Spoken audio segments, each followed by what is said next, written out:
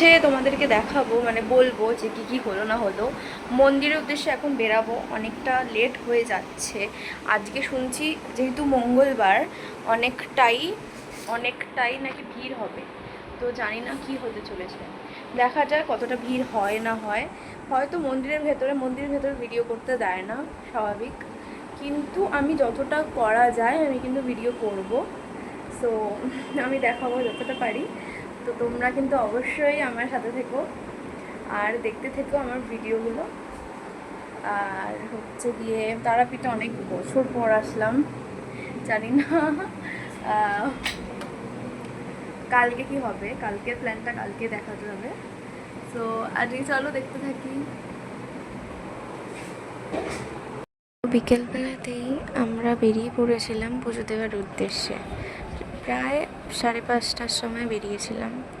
একটা ভুল হয়ে গেছে আমাদের টাইমিংটা, সেটা আমরা দর্শনের মানে যখন গেছিলাম দর্শন করতে মন্দিরে, যেই টাইমে আমরা পুজো দেওয়ার জন্য লাইনে দিয়েছিলাম, ঠিক সেই সময় মানে সাড়ে হ্যাঁ 6টা থেকে 7:30 অবধি অঞ্জলি হয়।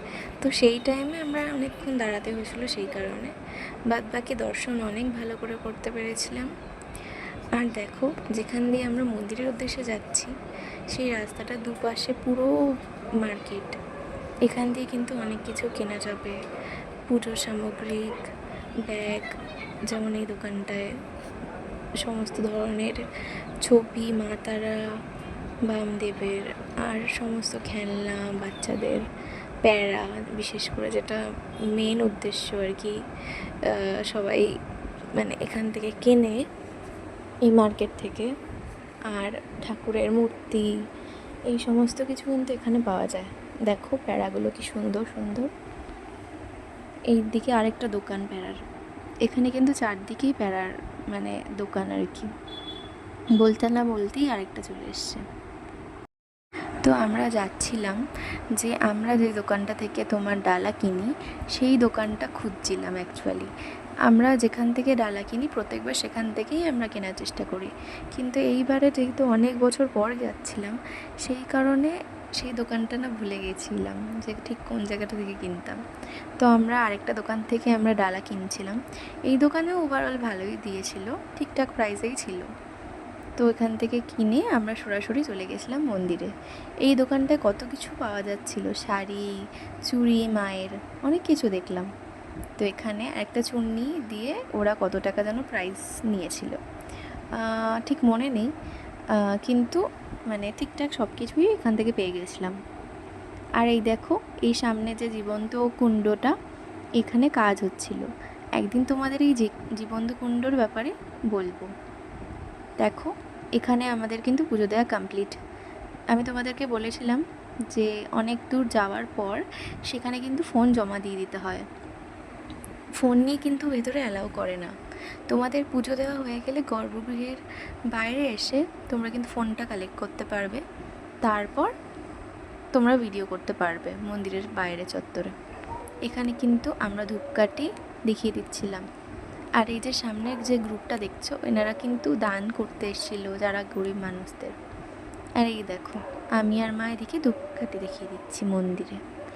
বেশি ভেতরে তো ধূপকাঠি নিয়ে অ্যালাউ করে না, তো দূর থেকেই ওই জন্য মা তারাকে ধূপকাঠি দেখিয়ে দিচ্ছিলাম, হয়তো মা গ্রহণ করবে। আর ওই দেখো দূরে চূড়াটা দেখা যাচ্ছে মন্দিরের, যেটার জন্য আমরা এত দূর এসছি। চূড়াটাও দর্শন করলেও মনে হয় যেন কতটাই মায়ের দর্শন করে ফেললাম। অনেকেই যা করে, অনেকে বাইরে থেকে দর্শন করে নেয় মায়ের। যাই হোক, একই হলো সেই। দেখুন কতটা ভিড়। তোমরা কিন্তু দেখো বাইরে যতগুলো মন্দির আছে সেই সব কিছুই কিন্তু দর্শন করা উচিত। আমরা শুধু এইদিকে ভিড় করলেও হবে না, আমাদের প্রত্যেকটা ঠাকুর, দেবী, দেবতাদেরও কিন্তু দর্শন করতে হবে একইভাবে। মা তারার ওখানেও অনেক ভিড় দেখো। আর ওই দিন যেহেতু মঙ্গলবার ছিল সেই কারণে লোকের ভিড় সংখ্যাটা মানে অনেক বেশি। ওরা বলে বিশেষ করে বুধবার আর বেসিক্যালি মঙ্গল আর শনিবার বাদ দিয়ে কিন্তু একটু ভিড়টা কম থাকে। ভিড় কম, মানে ভিড় রোজই থাকে, বাট ওই দিনগুলো একটু ফাঁকা থাকে।